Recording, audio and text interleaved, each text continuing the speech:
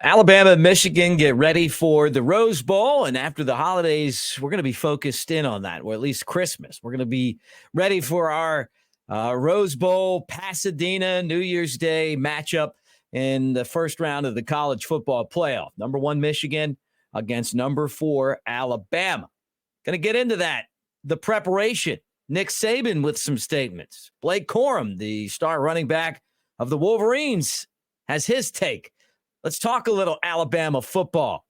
Merry Christmas, everybody, and roll tide. Thanks for being here. Make sure that you like and subscribe, and let's get this baby started.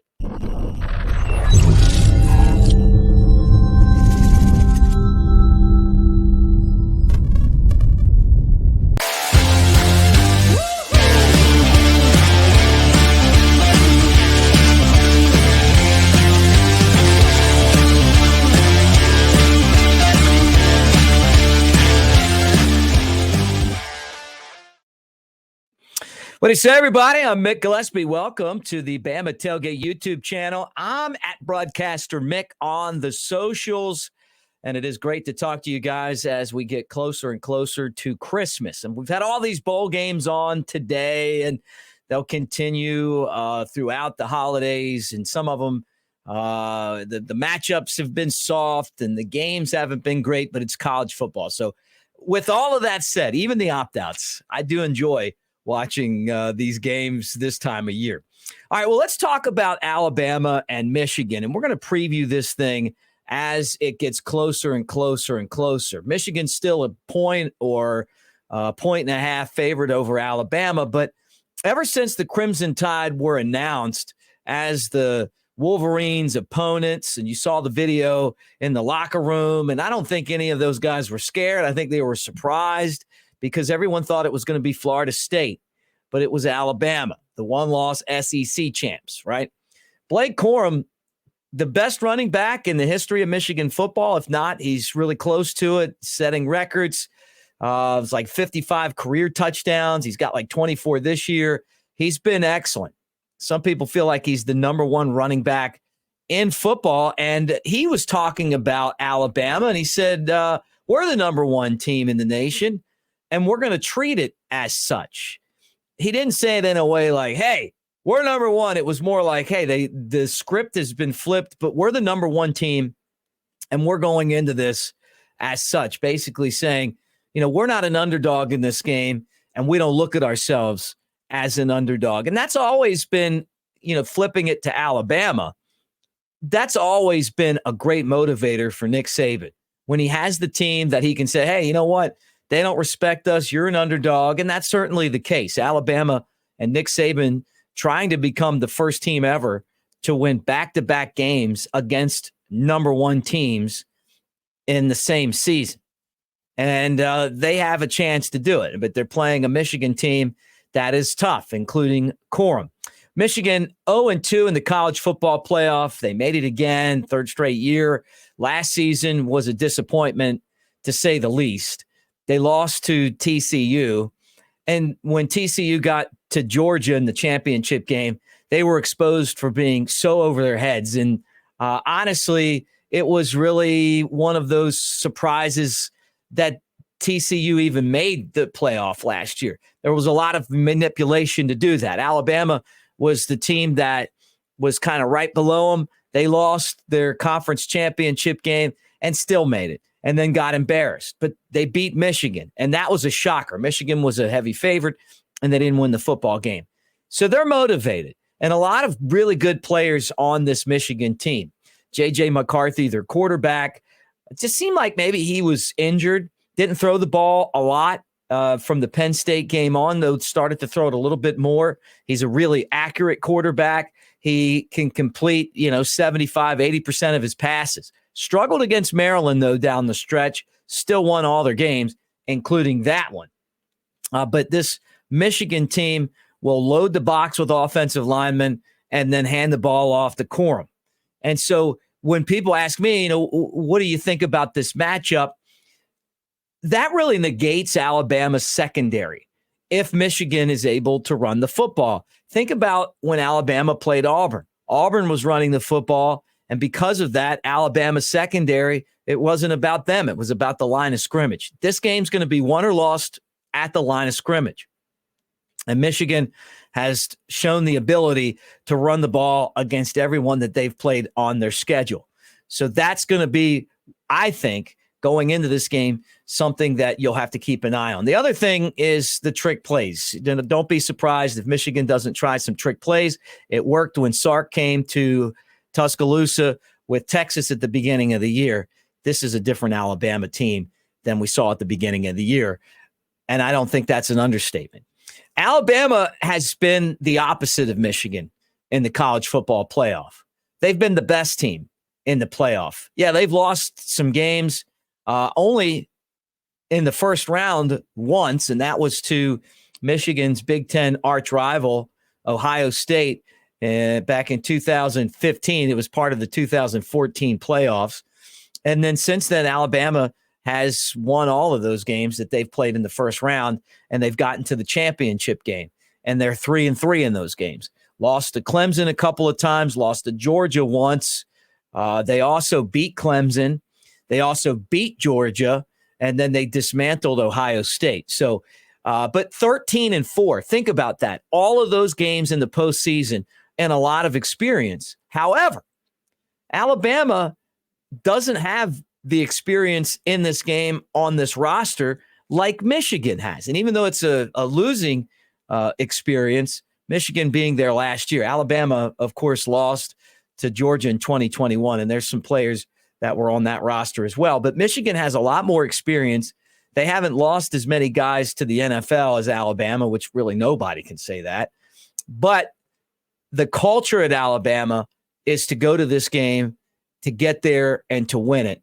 And for Michigan, they're trying to find that culture. I think the other thing in this game that we can talk about, and I don't want to, we'll do probably another show on this down the road, but all of the trouble that Jim Harbaugh has gotten, or his program has gotten into with the NCAA. He's been suspended twice, two different things. Of course, the sign stealing scandal, which a lot of the teams in the Big Ten were really upset about. And part of that was that they allegedly came to the 2021 national championship game. Their ace signed cracker, and he was in there cracking signs. And that was Alabama against Georgia. And so Coach Saban was asked about, you're going to change signs, and he kind of dismissed it. Last time these two teams played was in the Citrus Bowl 4 years ago, 35-16 Alabama. But remember, the Crimson Tide scored at the end of that game, which was uncharacteristic of Nick Saban, but it felt like they punched it in a little bit late to stretch that score out a little bit. The game was closer than that. I mean, you could take 7 off. They could have needed it. They scored. I mean, but just keep that in mind when you look at that 35-16 score. I'm going to throw Nick Saban up. I want him to say what he's going to say, and then we're going to talk about that, because I want to kind of get you guys into the mindset of what Alabama's preparation is for Michigan or whoever they play in these bowl games. And I just feel like the best guy to do it is Coach Saban.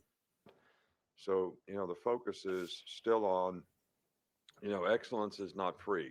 You got to pay the price up front, and there's a price to pay for it. And working on fundamentals, finishing plays, pushing yourself through, focusing on blocking, tackling, taking care of the ball, a lot of things that we need to pay attention to detail to try to get our momentum back, as a team, and our confidence back, so that everybody's playing together and we got great understanding of what we need to do to have a chance to play winning football when the game comes. All right, a couple things. First off, he went on the Pat McAfee show and said the same thing or close to it, right? And he loves to talk about this stuff, because when he goes into these type of, this wasn't a rant, but sometimes he's gotten there before. You think about the 2015 season when he came out and he's like, hey, we're not doing this for you guys. If it was up to you, you'd have us dead and buried, right? That's directly sent to the team. Like, hey, you guys need to play with a chip on your shoulder. Now he's talking to this team, and he's talking about success not being free. And I think that is one of the the earmarks of the success that Nick Saban has had everywhere he's ever gone. He's never reveled in his success. He's never even basked in it. It's like you win, you say, oh, that's great, and then you move on to the next thing, right? The next thing being the next season. Being so focused on what you've got to do to win your individual battle, to do your job right. And how many times have we talked about it? It is the process. And the reason why I thought this was interesting, my partner from Roll Tide Pod's Elephant in the Room podcast on YouTube, Jake Coker, I asked him before this came out, I said, what are you doing when you get to the point where we're at right now? And he said, what you do is you go back to fundamentals.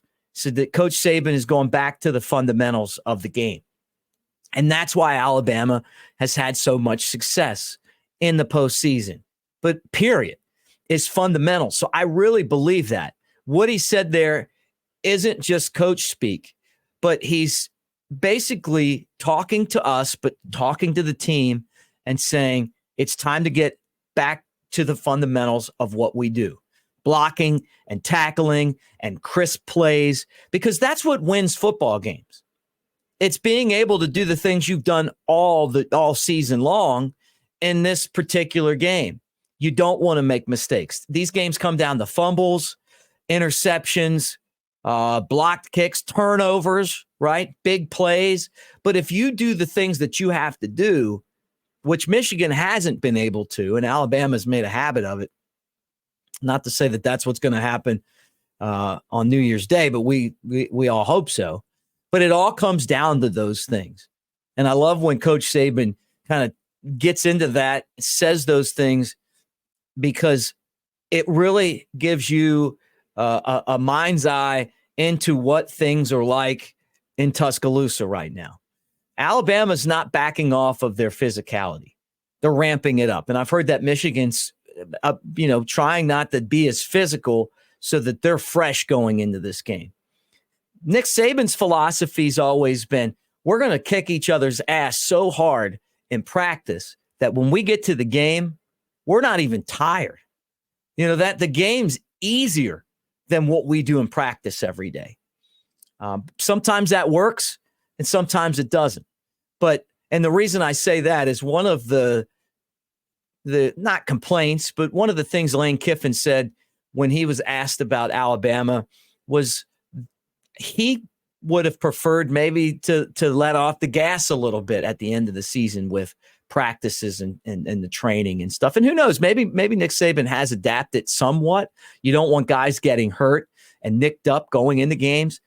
But with that said, whatever he's doing to get to this point here, this is just a college football playoff. Saban's won 7 championships, and he's won them in every single format that you can have, including the BCS, including the college football playoff. And then when they expand the field, if he sticks around, don't be surprised if he doesn't keep on winning, because I think the guy's going to keep on winning as long as he keeps on coaching. Anyway, that's where we are right now. This is one of the best uniform matchups I can remember, with the Michigan uniform and the Alabama uniform. It's in the best venue for college football historically. It's in a venue that's even featured in the Alabama fight song, because the Crimson Tide going out west and playing the teams on the West Coast that dominated football and winning in that prestigious cathedral of pigskin is what led Alabama to becoming the South's leader, or football pride, or Dixie's football pride, however you want to say it in the song. But the venue couldn't be any better. And then you got 2 coaches. I know Jim Harbaugh got himself into some trouble for cheating. He's also a guy that took an NFL team to the Super Bowl and had a chance to win it.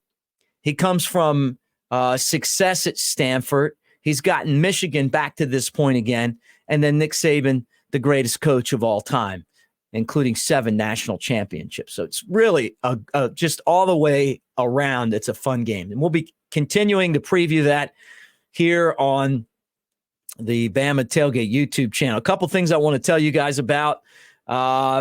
use the promo code Gravedigger25. It's $25 off 4th and 4th and 31. I don't know why I said 21. I'm looking at it at newlifeart.com. So I know a ton of you guys have bought prints and have bought stuff, and I appreciate you guys using the promo codes that we provide. I wasn't supposed to say that we had that on the Bama Tailgate promo code, so they gave us that to make up for it. So if you guys want that print, it's an error card on me, and then that was their makeup. So really appreciate those guys for doing that. And right now, Bama Tailgate on any order gets you 15% off at New Life Art and newlifeart.com. So anyway, Merry Christmas. Happy New Year coming up, guys. We're going to keep talking football here on the Bama Tailgate YouTube channel. I also want to tell you about my buddy, our old friend, Chad Anderson, and Modern Lending. It's his company, and he's put his hard work and investment into it. He's helped over 10,000 families get into maybe their dream home or their dream studio, because he helped me get into this. Investment consultant and an Airbnb expert. This Chad is real on the socials. And again, that's Modern Lending. All right, Roll Tide. We're going to keep on bringing it to you guys. Tomorrow, Sunday, roll back. Maybe you're watching this on Sunday, later today, Sunday, roll back. And then we're going to just get into this week when a lot of stuff's going to kick off, because the closer we get to the game, the more there is to unpack. Roll Tide, everybody.